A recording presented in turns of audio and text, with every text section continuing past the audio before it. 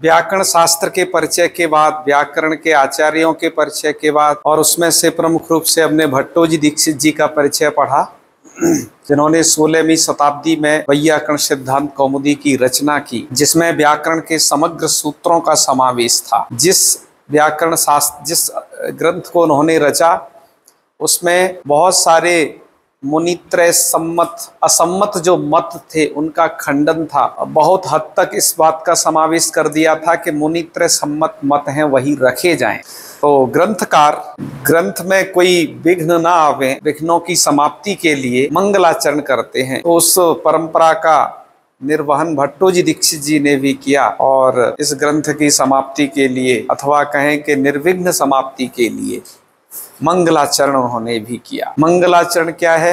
अपने गुरु इष्ट देवता का स्मरण करना, वो मंगलाचरण कहलाता है, जिससे ग्रंथ की निर्विघ्न समाप्ति हो। मंगलाचरण 3 स्थानों में किया जा सकता है, ग्रंथ के आदि में, अंत में और मंगल में। अतः जो आस्तिक जन है, वैदिक मतावलंबी हैं, वो ग्रंथ के आदि, मध्य और अंत में मंगलाचरण करते हैं। दीक्षित जी ने भी मंगलाचरण किया। आइए पहले से उच्चारण करते हैं। मुनित्रयं नमस्कृत्य तदुक्तिः परिभाव्य च वैयाकरण सिद्धांत कौमुदीयं विरच्यते।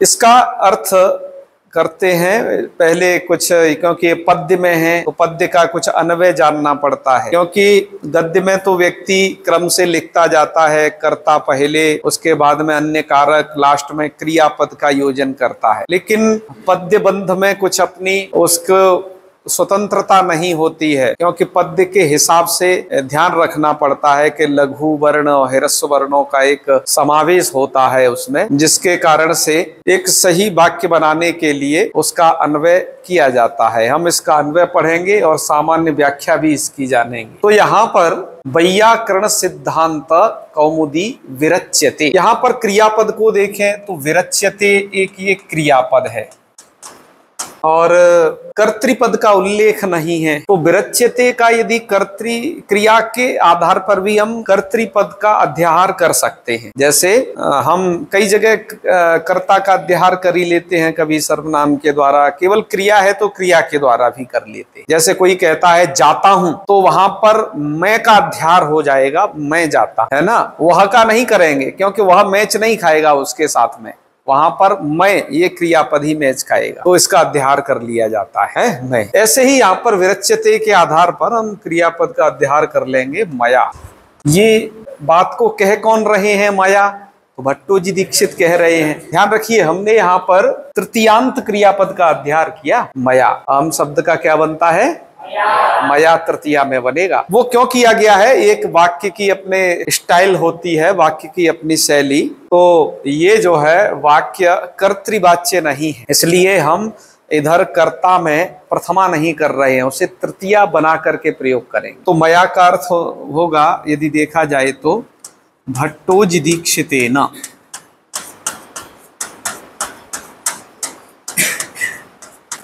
क्योंकि ये तृतीया तो हमने 2 चीज कंफर्म कर ली अब तक कि हमारा कर्ता हमें प्राप्त हो गया, क्रियापद प्राप्त है। आइए और कारकों का संयोजन कर लेते हैं। तो मया मुनित्रयम नमस्कृत्य, अब सबको देखो क्रमशः लगा लो, माइंड में रखना ये सब चीजें। सबसे पहले हमने क्रियापद खोजा, कर्तृपद खोजा, हम सबसे फर्स्ट नंबर पे रखेंगे क्रियापद को। तो मया माने भट्टोजी दीक्षितेन मुनित्रयम नमस्कृत्य, मुनित्रयम माने 3 मुनियों को नमस्कृत्य नमस्कार करके, तदुक्ति परिभाव्य च, और उनकी उक्तियों का, तदुक्ति अर्थात मुनित्रय की उक्तियों का, परिभाव्य च है ना, च का और अर्थ लगा लेना, और उनकी उक्तियों का परिभाव्य माने विचार करके, परिभाव्य शब्द का अर्थ है विचार्य, और उनकी उक्तियों का विचार करके। क्रमशः चल रहा है ना, अन्वय में सीधा कोई दिक्कत नहीं है, सीधा सीधा। तो पहले नंबर पर आपने इसे रखा, मुनित्रयम नमस्कृत्य तदुक्ति परिभाव्य च, ये पूरा आपने सेकंड नंबर पे रखना है, ठीक है। उसके बाद कौमुदी प्लस इयम, इयम जो है सर्वनाम है, अतः सर्वनाम जो शब्द होते हैं वो जिसके विशेषण होते हैं उनको उनसे पूर्व में रखना पड़ता है। वैयाकरण सिद्धांत कौमुदी का विशेषण है इयम। जैसे हम कहें इयम बालिका, अयम बालकः, तो ये जो सर्वनाम शब्द है इयम अयम जो हमने बोले, इनको हम जिसका वो विशेषण होगा उससे पहले रखते हैं। तो हमने इयम को इससे पहले रख देना है। तो अर्थ करते समय हमने इस इयम को तीसरे नंबर पर, वैयाकरण सिद्धांत कौमुदी चौथे नंबर पर, और अंत में क्रियापद विरच्यते, इस तरीके से संयोजन करके रख लेना। मैंने नंबरिंग डाल दिया है, मुझे लगता है इससे तुम्हें आसानी होगी, क्योंकि ये पद्य तो आपको याद होगा, इस क्रम से रख लेना। तो देखो एक बार अन्वय बोलते हैं। मया भट्टोजि दीक्षितेन मुनित्रयम् नमस्कृत्य तदुक्तिः परिभाव्य च इयं वैयाकरण सिद्धांत कौमुदी विरच्यते। समझ गए? वैसे तो बहुत सारी चीजों की पहचान करनी पड़ती है अर्थ करने के लिए। जैसे अभी हमने कुछ की, हमने क्रियापद को अलग छांटा, उसके कर्ता का इसमें उल्लेख नहीं था तो उसे अध्याहार किया। यहाँ जो कर्म पद है वैयाकरण सिद्धांत कौमुदी, ठीक है, कर्म पद को पकड़ना पड़ता है। और मुनित्रयम, इसका नमस्कृत्य, नमस्कृत्य इधर एक, और परिभाव्य, ये दो क्रियापद इधर भी हैं कृदंत वाले। ऐसे काफी सारी चीजों को देख करके तब अर्थ किया जाता है। तो आइए अब इसकी सामान्य व्याख्या देखते हैं। व्याख्या संस्कृत में करेंगे। व्याख्या में मया, मया की व्याख्या हम कर चुके हैं। मया माने भट्टोजि दीक्षितेन मुनित्रयम् नमस्कृत्य, ठीक है। मुनित्रयम, मुनित्रयम का मतलब है पाणिनि, कात्यायन,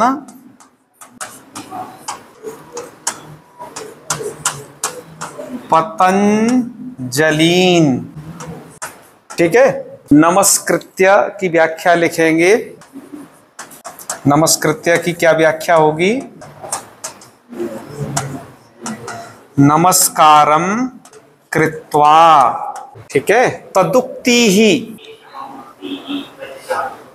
है ना, तदुक्ति में माने यहां समास है, तदुक्ति माने मुनित्रयस्य उक्ति ही है। हाँ, तो तदुक्ति ही, तदुक्ति की क्या व्याख्या है? ऊपर जो ये तीन मुनि जो बताए थे ना, मुनित्रयस्य सूत्र वार्तिक भाष्य, क्योंकि इन तीनों ने ये रचा है। सूत्र वार्तिक भाष्य, उक्ति ही माने वचनानि, यही करेंगे ना सक्षम। तदुक्ति माने ये वचनानि, परिभाव्य च वचनानि,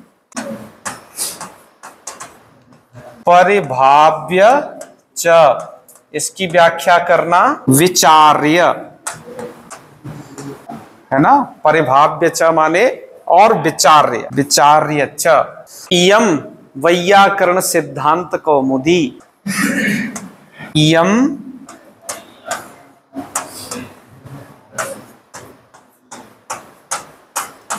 वैयाकरण सिद्धांत कौमुदी। इयम वैयाकरण सिद्धांत कौमुदी का मतलब है एतन नामकः ग्रंथः, ठीक है। एतन नामकः ग्रंथः, यहां विसर्ग लगा लेना दो। एतन नामकः ग्रंथः विरच्यते, विरच्यते इत्युक्ते प्रकाश्यते अथवा लेखेन प्रकाश्यते, ऐसे करते हैं, मतलब लेखन पूर्वक प्रकाशित किया जाता है।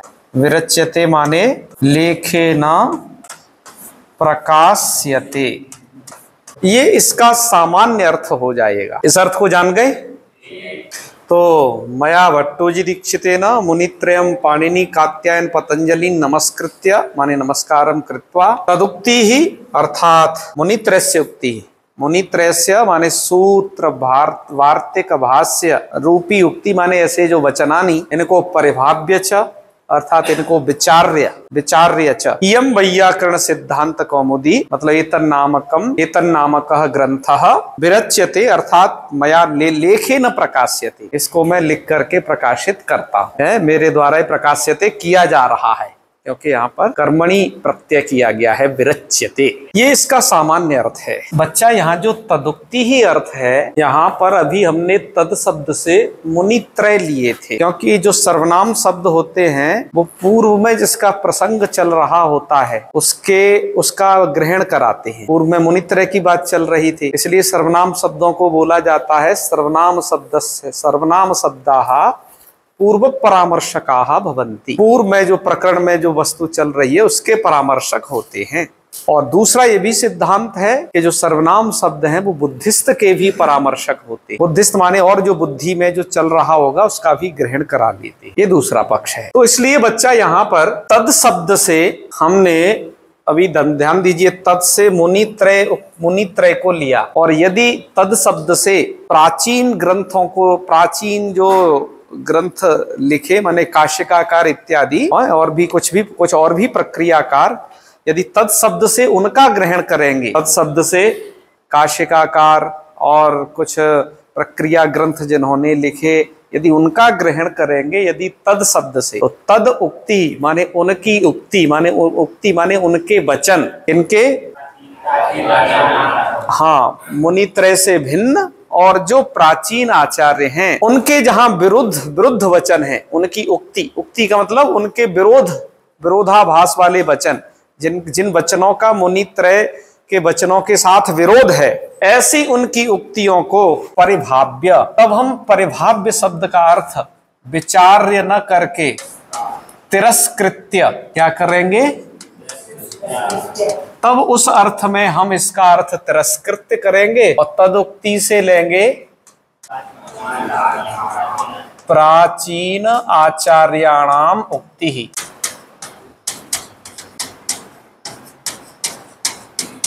तद शब्द से यदि हम ये लेते हैं, ठीक है, तो दो प्रकार का अर्थ तुम्हें यहाँ पर तदुक्ति परिभाव्यचा से मिल सकता है। पहला अर्थ नीचे लिखा ही है, दूसरे अर्थ में बस थोड़ा इतना परिवर्तन करना है और तो सबको यथावत रखना है। तदुक्ति ही से आपको यहाँ पर लिखना है, तदुक्ति ही माने प्राचीन आचार्याणाम उक्ति ही, है ना, इसे बहुवचन में ही कर दें, उक्ति ही, प्राचीन आचार्यों की उक्ति। वो उक्ति क्या है, मुनित्रय असम्मत वचनानि, मुनित्रय से के द्वारा जो सम्मत वचन नहीं है, उन उक्तियों को परिभाव्य शब्द का अर्थ तब तिरस्कृत्य कर लेना है।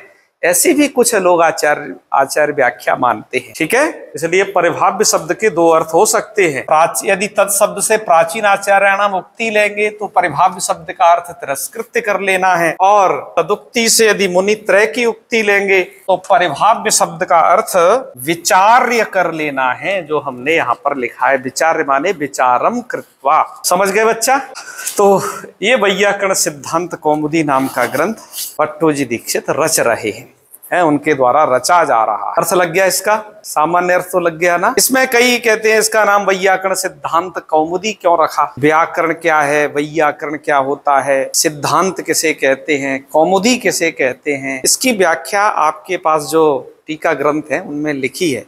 एक बार पढ़ के आइएगा, फिर हम उसकी चर्चा फिर बाद में करेंगे। तुम पढ़े रहोगे तो थोड़ा और अच्छा रहेगा चर्चा करने में, ठीक है। क्या चीज पढ़ के आनी है, ये वैयाकरण क्या है, तो उसमें व्याकरण की चर्चा पहले करनी होगी, तब वैयाकरण आएगा निकल के। और सिद्धांत किसे कहते हैं, कौमुदी क्या है, क्योंकि इतना बड़ा नाम लिखा ना अपने ग्रंथ का नाम भट्टोजी दीक्षित जी ने, इसका कुछ ना कुछ मतलब होता है। तो क्या है ये थोड़ा पढ़ के आइएगा, तब इसके विचार करेंगे। तो बच्चा, कल हमने मंगलाचरण को लेकर के चर्चा किए थे। यहाँ पर जो परिभाव्य शब्द है उसको लेकर के प्रमुख विचार किए गए। आप लोगों ने कहा था यहाँ कुछ पदों में समास बता दीजिए, तो उसकी सामान्य न चर्चा कर लेते। मुनित्रय, ये दो शब्द यहाँ मिले हैं ना, यहाँ पर षष्ठी समास है। मुनीनाम त्रयम इति मुनित्रयम, अर्थात तीन मुनियों का समुदाय है ना, मुनित्रय समुदाय ये कहना उचित है ज्यादा। इधर षष्ठी समास है, बाकी और कोई समस्त पद नहीं है। फिर एक यहाँ पर है वैयाकरण सिद्धांत कौमुदी, यहाँ पर वैयाकरण एक शब्द है, सिद्धांत एक है और कौमुदी अलग है। तीन शब्द मिले हुए हैं, वैयाकरण और व्याकरण, ये दो शब्द हैं। व्याकरण किसे कहते हैं,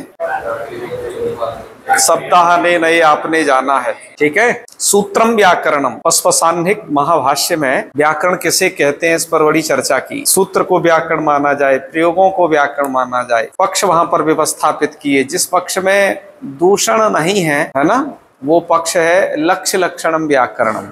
हालांकि इसके बाद भाष्यकार ने वहां पर सूत्रम व्याकरणम इस पक्ष को भी व्यवस्थापित किया। इन पक्षों में जो दोष आए थे उन्हें दूर किया। तो व्याकरण कहते हैं, सिद्धांत पक्ष जो मानते हैं सूत्रम व्याकरण माने व्याक्रियन्ते व्युत्पाद्यन्ते शब्दाः अनेन, व्याक्रियन्ते की ही व्याख्या की जाती है व्युत्पाद्यन्ते। वैसे तो व्याक्रियन्ते इति व्याकरणम, व्याक्रियन्ते को और सरल करने के लिए कहा जाता है व्युत्पाद्यन्ते शब्दाः अनेन। अनेन माने जिस साधन के द्वारा, कर्ण में तृतीया है, जिसके द्वारा शब्द जो है व्याक्रियन्ते माने शब्दों की व्याकृति बताई जाए, माने यह प्रकृति, ये प्रत्यय है, ऐसे ये शब्द बना, इसको कहते हैं व्याकृति। इसी को कहा गया व्याक्रियन्ते, उसे व्याकरण कहा जाता है। और व्याकरणम शब्द से ही वैयाकरण बनता है। कैसे? अधीते, व्याकरण को जो पढ़ता है, ठीक है, अथवा वेत्ति, दोनों अर्थों में व्याकरण शब्द से वैयाकरण शब्द तद्धित प्रत्यय के द्वारा निष्पन्न हो जाता है। व्याकरणम अधीते वेत्ति, उसको हम वैयाकरण कहेंगे। माने अध्ययन पूर्ण कर चुका हो वही वैयाकरण नहीं है, बल्कि जो अभी अध्ययन कर रहा है, कुछ सूत्रों को जाना है, उसे भी वैयाकरण कहेंगे। दोनों के लिए वैयाकरण शब्द का प्रयोग है। जिसने संपूर्ण सूत्र पढ़ लिए हैं वो, और तुम जैसे कुछ 10, 5, 10, 15, 20, 100, 50 सूत्र पढ़ गए, वो भी वैयाकरण है। ठीक है। और आगे है सिद्धांत शब्द। पहले एक शब्द को बता देते हैं, फिर आपको समास बता देंगे। सिद्धांत किसे कहते हैं? हाँ, जैसे कि यह एक समुदाय है, हमने कोई एक सूत्र दिया जिसके संदर्भ में इस समुदाय ने एक पक्ष रखा, इस समुदाय ने एक पक्ष रखा। अब दो अलग अलग पक्ष हो गए, पर कोई सा एक ही पक्ष सही होगा। फिर दोनों में वाद प्रतिवाद हुए, दोनों पक्षों में फिर और हुए, तो ऐसे करके लास्ट में जो बचा वादी और प्रतिवादी, ठीक है, पूर्व पक्षी और उत्तर पक्षी। वादी प्रतिवादी माने एक तो प्रश्नकर्ता, एक उसका समाधान करता, ठीक है। तो वादी और प्रतिवादी के द्वारा जो निर्णीत अर्थ है उसको सिद्धांत कहा जाता है। वादी प्रतिवादीभ्याम निर्णीतोऽर्थः सिद्धांतः, उसे क्या कहेंगे? सिद्धांत कहेंगे। जैसे शंकराचार्य जी ने शास्त्रार्थ किया तो वहां पर कुछ वादी और प्रतिवादी दोनों रहे होंगे, तो आचार्य शंकर ने मत की स्थापना कर दी अद्वैत की। अद्वैत यह सिद्धांत स्थापित किया। ये सिद्धांत कैसे है? क्योंकि अद्वैत को वादी और प्रतिवादी दोनों के द्वारा निर्णीत किया गया, दोनों एक समाधान तक पहुंचे। ऐसे ही यहाँ पर भी व्याकरण के विषय में बहुत सारे सिद्धांत इस पुस्तक में निर्णीत किए हुए बताए जाएंगे, उनको सिद्धांत कहते हैं। ठीक है। कौमुदी, कौमुदी कहते हैं ज्योत्सना को। ज्योत्सना माने चंद्रमा की चांदनी, उसको कहते हैं ज्योत्सना। ठीक है, उसी को कहते हैं कौमुदी। तो वैयाकरणानाम सिद्धांताः इति वैयाकरण सिद्धांताः, षष्ठी समास। और तेषाम कौमुदी, और उनकी कौमुदी। भाई ये किताब कैसे कौमुदी हो सकती है? चंद्रमा की जो चांदनी है वो तो समझ में आता है कौमुदी है वो, कहा इसको तुम कैसे कौमुदी कह रहे हो? है? अरे किसी गधे को गधा कहा जाए तो समझ आता है, पर किसी मनुष्य को यदि गधा कह देंगे तो पंक्ति नहीं लगेगी कि इसको क्यों गधा कहा जा रहा है। तो कौमुदी उसको कहा जाए, ठीक है, एक किताब को क्यों कौमुदी कहा? तो वहां पर ये समझना कि इस किताब को कौमुदी इसलिए कह रहे हैं कि कौमुदी में जो गुण है वो गुण इस किताब में भी है ना। गधे के जो गुण है वो कुछ इस आदमी में है, इसलिए उसको थोड़ा गधा कह दिया जाता है। कौमुदी में क्या है कि कौमुदी में ताप सामकत्व नाम का एक गुण है। गर्मी के दिनों में चंद्रमा के चांदनी में यदि कोई बाहर सोता है तो दिन में जो थका हारा होता है, सूर्य की किरणों से संतप्त होता है, जिसका मन मस्तिष्क, उसे बड़ी शांति मिलती है। तो उसमें एक तो ताप सामकत्व है, ठीक है, और वस्तु प्रकाशकत्व है दूसरा गुण। चांदनी में वस्तुएं दिखती हैं, ठीक है। ऐसा ही इस वाली कौमुदी में है, इस किताब में। कैसे? कि सबसे पहला इसमें तापसामकत्व है, ताकि जो भाष्य आदि दुरूह ग्रंथों को जो पढ़े हैं व्याकरण के, फिर भी उनके मन में कुछ निश्चित नहीं हो पाया है कि सूत्र के संदर्भ में भाष्यकार का सिद्धांत मत क्या है, तो उसको बताने में ये ग्रंथ जल्दी से सहायता करता है उन अध्येताओं। इस प्रकार से उन अध्येताओं के ताप का समन करता है। तो इसलिए इस कौमुदी किताब में ताप सामकत्व है। और चांदनी में दूसरा गुण बताया था वस्तु प्रकाशकत्व।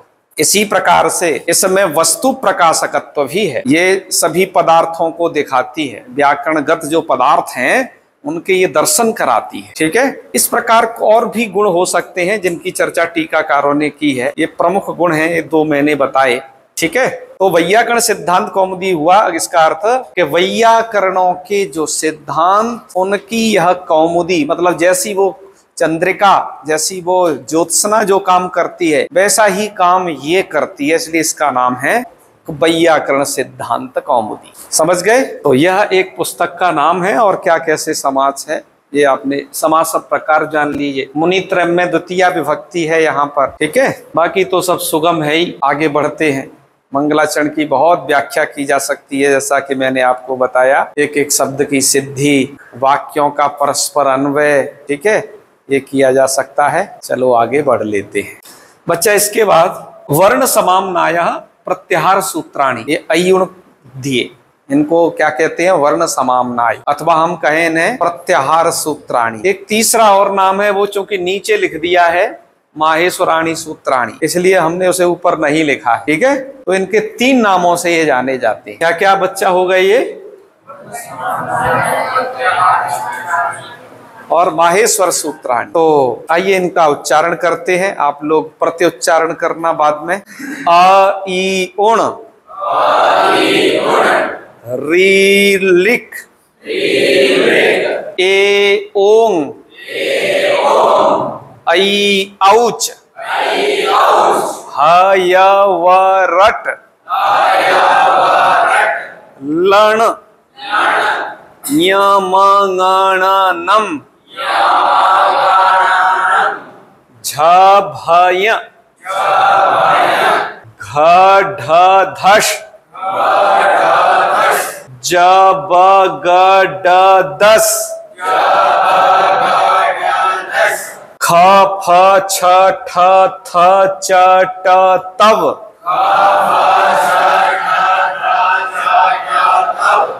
क पय, स श सर, हल। यहाँ कुछ उच्चारण संबंधी पहले तो बात बता दें आपको। ज्यादातर बच्चे गलतियां कहाँ करते हैं इनके उच्चारण में? इसको अ ई उण न पढ़ करके आई उण पढ़ते हैं। आई नहीं पढ़ना है, क्योंकि आई तो ऑलरेडी इधर एक बार आ ही गया है, तो इधर आई क्यों पढ़ना? उसे विभक्ति ही पढ़िए, इससे समझ में आए अ ई उण। तो इस प्रकार की गलती नहीं करना। इनका उच्चारण देखो, मैंने हर एक के बीच में स्पेस दिया हुआ है, तो एक एक करके ही करना है। अ ई उण, लास्ट वालों को तुम कर सकते हो ऐसे, है ना, क्योंकि ण पर रुकेंगे तो उसमें अकार एक बोलने की अतिरिक्त संभावना रहती है। ठीक है, तो इनको लेखन ऐसे करना चाहिए। पहला तरीका उच्चारण में एक जगह आपको बताया। दूसरे बहुत सारे आचार्यों का ये मत है कि जो लिकार है ना, ली, ये तो री है, पर इसको बहुत जगह लरी बोला जाता है। क्या? लरी। ऐसा उच्चारण नहीं करना है। दीनबंधु झा कौमुदी मूलार्थ विद्योतिनी के एक टीकाकार हैं, वो कहते हैं कि री में तो र है, किंतु लरी में ल है, वहां र नहीं है। इसलिए इसको क्या पढ़ना चाहिए? ली, माने एक ल और ल के साथ में कोई एक स्वर, तो इसे पढ़ना चाहिए ली। इसलिए मैंने जब उच्चारण किया था, मैंने किया था री लिख, और आप लोगों ने री रिक ये उच्चारण किया था। ठीक है, हाँ, मैं सुन रहा था सबको बड़े ध्यान से। तो एक तो ये उच्चारण की यहाँ पर बात को याद रखना है। फिर आगे तो सही उच्चारण करते हैं, यहाँ गड़बड़ाते हैं। ये यम न है, न, ये न नहीं बहुतों से बोलता है, तो न का उच्चारण ठीक कर लेना अपना। बहुत सारे ड बोलते हैं, बहुत सारे इसको भी न बोलते हैं। वर्ग के इन पंचम अक्षरों को बोलने में तो बड़ी भारी समस्या है सबको। उसके बाद घ ढ धस, और इसको ड़ बोल जाते हैं। ड़ नाम का कोई वर्ण नहीं है, इस माहेश्वर सूत्र में ड़ का मतलब क्या होगा? डा के नीचे बिंदी या ढा के नीचे बिंदी, ऐसा कोई भी वर्ण नहीं है माहेश्वर सूत्र। और जब ग ड दस को भी जबगड़ दस ऐसा बोलते। इस उच्चारण को ठीक कर लेना, ठीक है। एक एक से करवाता तो मुझे लगता काफी समय लग जाता, इसलिए आपको बता देता हूं, इन पर ध्यान रखना और फिर सुन लेंगे आपसे, ऐसा कर सकते हैं बाद में।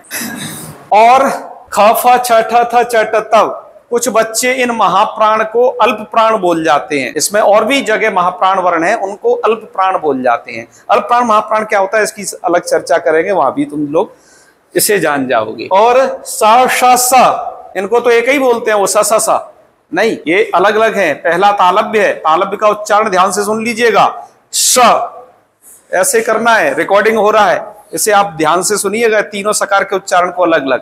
पहला है श, इसमें ध्वनि ज्यादा निकल रही है, कुछ सीटी जैसी ध्वनि भी, और इसमें मतलब हवा ज्यादा निकल रही है। दूसरा है श, श, और तीसरा है दंते स, स, स। इसमें मूर्धा टच नहीं हो रही है और ना श की तरह से इसमें ऐसा निकल रहा है स, इसलिए तीनों का उच्चारण ऐसे करना है श श स। सुन लेना इसे, ये सकारत्रय का उच्चारण ऐसे होगा, इस तरीके से। थोड़ा इनके स्ट्रक्चर को समझ लीजिए। पाणिनि जी ने ये च पर्यंत तो सबके सब स्वर दे दिए हैं। अ ई उ, ये लास्ट वाले वर्णों का ग्रहण होता नहीं है, इसको हम अभी आगे भी बताते हैं। पहले 4 सूत्र तक, ये 14 सूत्र हैं, पहले के 4 सूत्रों में स्वर हैं, उसके बाद में 5 से लेकर के और ये 14वें नंबर सूत्र तक सबके सब जो है व्यंजन वर्ण है। स्वरों में भी अ ई उ रील री, इन स्वरों को अलग अलग सूत्रों में रखा है और ए ओ पहले दिए हैं, आई को औ के साथ पढ़ा गया है।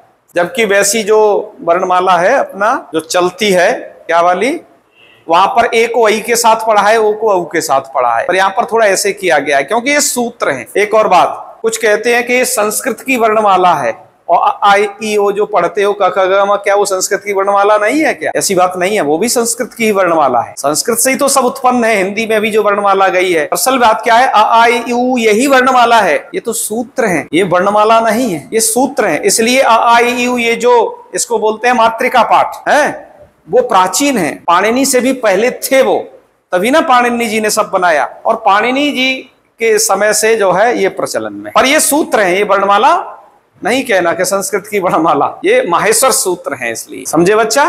फिर ह य वरट, हा को 2 बार पढ़ा, एक तो यहाँ और एक यहाँ, हर एक वर्ण एक बार पढ़ा गया है, हा 2 बार है, क्यों, इसकी बारे में आपको बताएंगे। उसके बाद य व र और ल को अलग साइड से पढ़ दिया। ये चारों वर्ण अंतस्थ हैं, जिसकी चर्चा आगे तुल्यास प्रयत्नम में भी मिलेगी, ठीक है। उसके बाद यमगणनम, यमगणन, लास्ट वाले तो गिनने ही नहीं है, खैर ये वर्ग के पंचम अक्षर इस सूत्र में पढ़े, ठीक है।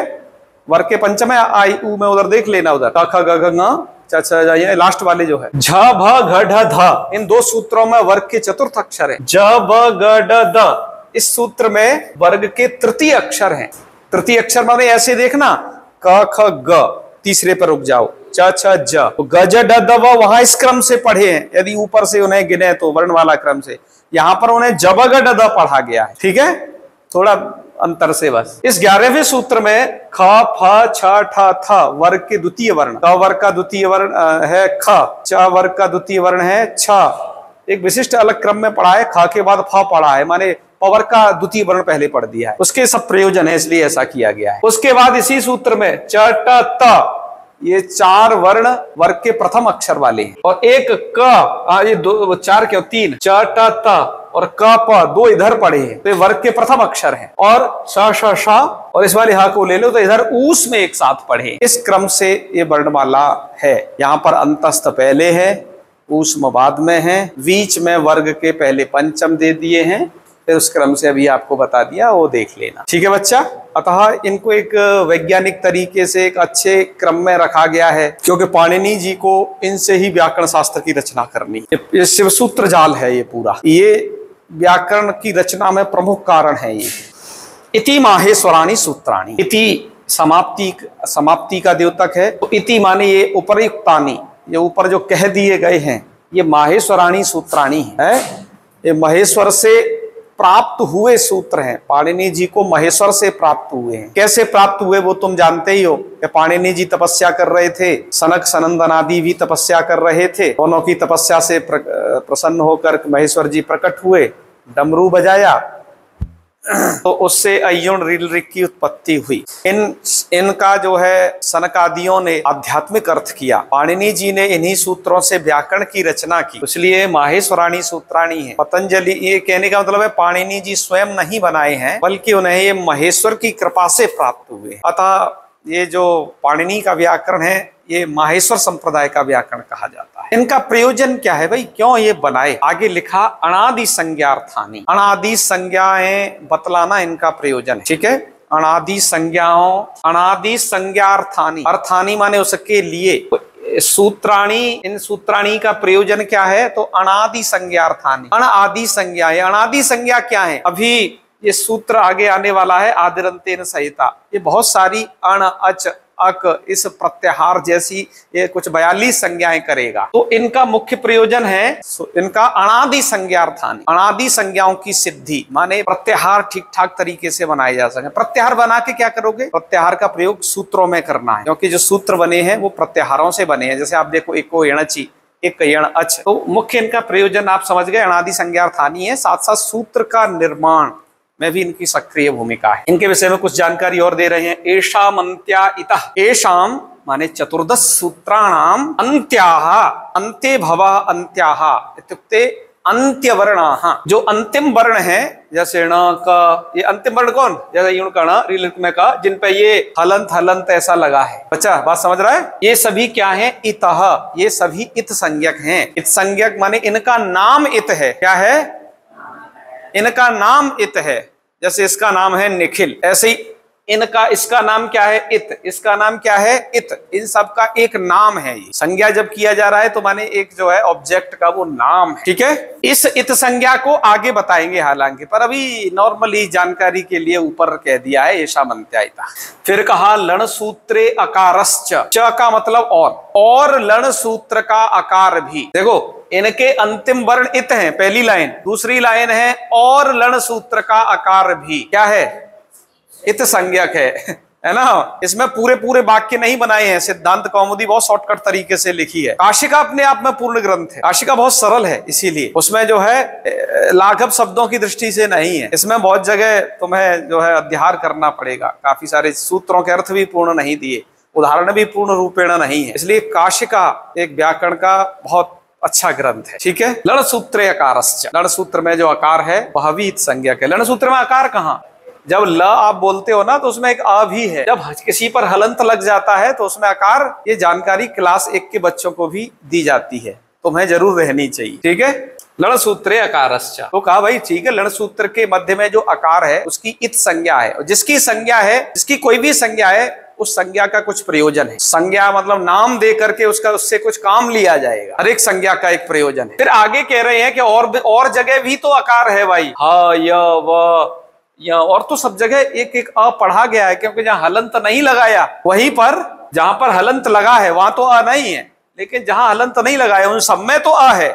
वो किस लिए है? क्या वो भी इत संज्ञा के लिए है क्या? तो उसके लिए कह रहे नहीं, अकारादिषु अकारः उच्चारणार्थ। अकारादि में अकार इसलिए जोड़ा गया है उच्चारणार्थ, उच्चारण के लिए। किसके उच्चारण के लिए? नहीं, ह का उच्चारण ठीक से हो जाए, य, व, र, ये जो हल वर्ण है, व्यंजन वर्ण, इनके उच्चारण ठीक से हो जाए। क्यों? बिना अचों के हल वर्णों का उच्चारण सम्यक रूप से नहीं होता, और हल वर्ण बोलने में कोई न कोई अच की सहायता जरूर लेनी ही पड़ती है, कोई न कोई स्वर की सहायता से ही बोला जाता है। समझे? तो दो चीज अलग अलग बताई। हकारादियों में आकार तो उच्चारण के लिए, इनका ठीक से उच्चारण हो जाए, पर लण सूत्र के मध्य में जो है उसका उच्चारण प्रयोजन नहीं है, बल्कि वहां इत संज्ञा है। उसकी इत संज्ञा क्यों की है, इसका प्रयोजन तुम्हें आगे इसमें समझ में आ जाएगा। अभी जितना मूल में पंक्ति थी